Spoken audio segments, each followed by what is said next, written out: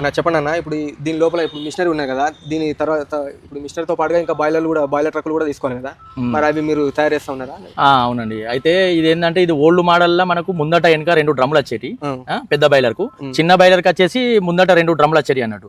దాని వల్ల ఏమైతుందంటే రైతులకు లేబర్ అనేది ఇబ్బంది అయిపోతుంది. ఇప్పుడు ఎవరైతే ఈ మిషనరీ ఉంటారో వాళ్ళకు లేబర్ ప్రాబ్లమ్స్ వచ్చేసి ప్రతి ఏరియాలో లేబర్ షార్టేజ్ ఉంది.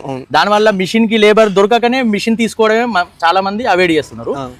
అయితే ఇప్పుడు ఏం చేసినామంటే తక్కువ లేబర్ తోటి, ఇప్పుడు మినిమం మనకు పెద్ద చిన్న బైలర్ వచ్చింది అనుకో, ఒక 6 మెంబర్స్ లేబర్స్ అవసరం ఉంటారు. మేము చేసేది ఇప్పుడు ట్రక్కులు ఏంటంటే 1 టన్ కెపాసిటీ తోటి ట్రక్కులు చేస్తున్నాం. 1 టన్ కెపాసిటీ తోటి ట్రక్కులు చేయడం వల్ల ఏమైతుందంటే మనకు ఈ పోసేది ఏదైతే ఉందో, ఎక్కడైతే కుప్పు ఉందో అక్కడికే మనకు ట్రక్ వెళ్తుంది. ట్రాక్టర్ ద్వారా అక్కడనే పోసుకొని మనకి తీసుకొచ్చి బైలర్ దగ్గర పెట్టేసుకొని అటాచ్ చేసుకొని ఉడకబెట్టుకుంటాం. దీని వల్ల ఏమైతుందంటే లేబర్ ఇక్కడ తీసుకొచ్చి వీల్ బార్ తోటి తీసుకెళ్లడం గుంజడం అనేది ఇబ్బంది అనేది తగ్గిపోతుంది. ఒకసారి దాని లోపలికి పోసినాం అంటే దీనిలోని ఆవిరి వల్ల అది ఉడికిన తర్వాత ఇట్లా పోసుకుంటూ వెళ్తా మనకు ఆవిరి అనేది మనకు 20 మినిట్స్ కి ఒక ట్రక్ అనేది ఉడకడం జరుగుతుంది.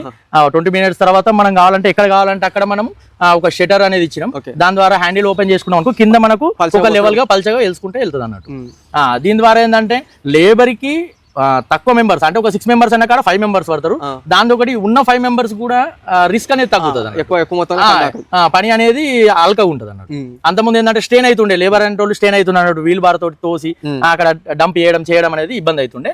ఇప్పుడు ఏంటంటే దీని ద్వారా మనకు ఈజీగా ఉంది కాబట్టి మనకు ఇప్పుడు వేరే ఆంధ్ర స్టేట్ లో మనం చాలా మంది అవే కోరుకుంటున్నాం. ఇంకోటి ఇప్పుడు మిషనరీ పైకి వచ్చేసరికి దీనికి సబ్సిడీ ఉన్నా? ఇది సబ్సిడీ అంటే మనకు బీసీలకు వచ్చేసి 50%, SC ST-లకు వచ్చేసి 75% సబ్సిడీ ఉంది. ఇది ఏంటంటే సెంట్రల్ గవర్నమెంట్ ఇయర్లీ కొన్ని ఇస్తుంది. వాళ్ళ బడ్జెట్ ప్రకారం వాళ్ళు కొన్ని ఇస్తారు. మనం దాని ప్రకారం ఎవరికి వస్తాయో వాళ్ళకి ఇచ్చేస్తాం. ఏదైతే స్టేట్ గవర్నమెంట్ అనేది కూడా దీని గురించి సబ్సిడీ ఇవ్వాలని అనుకుంటున్నది. అది ఎప్పుడైతుంది ఏమైతుంది అనేది మనం చెప్పలేము. వచ్చినప్పుడు తప్పకుండా రైతులకు మా వంతు మేము చేస్తాం. ఇప్పుడు ఒకవేళ సబ్సిడీకి అర్హులు కావాలంటే ఏమేమి ఉండాలండి వాళ్ళకి? సబ్సిడీకి అర్హులు కావాలంటే కంపల్సరీ ఒక ఎకరం చిలక ఉండాలి, దాంట్లో కంపల్సరీ పసుపేసి ఉండాలి. ఎకరంకి తక్కువ ఉంటే కూడా దానికి అర్హులు కాలేదు. 40 గుంటలు అంటే 40 గుంటలు కంపల్సరీ ఉండాలి. దానికి తోడు పట్టా పాస్బుక్ అయినా ఏదైనా కూడా మనకు జిరాక్స్లు 1B బ్యాంక్ పాస్బుక్ ఒక 3-4 ఐటమ్లు తీసుకోవాల్సిన అవసరం లేదా?